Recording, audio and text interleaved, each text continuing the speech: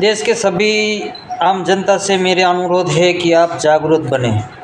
सतर्क बने, तर्कशील बने, क्योंकि आप जब तक जागरूक नहीं बने तथा तर्कशील नहीं बने और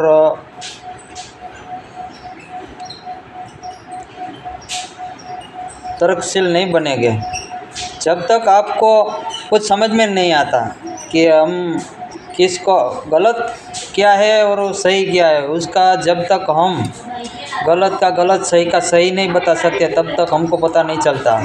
और किसी की बात पर भरोसा मत कीजिए, क्योंकि